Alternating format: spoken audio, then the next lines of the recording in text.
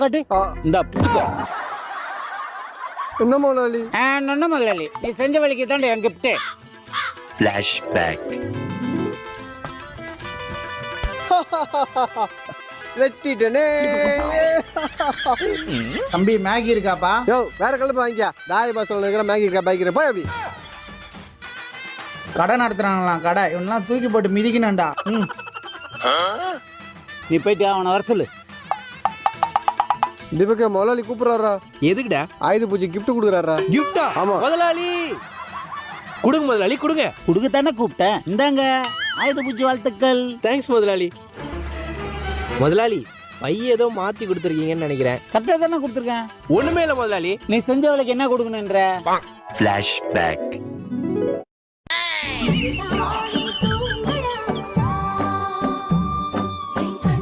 உனக்கு நான் பை கொடுத்ததே பெரிய விஷயம். போய்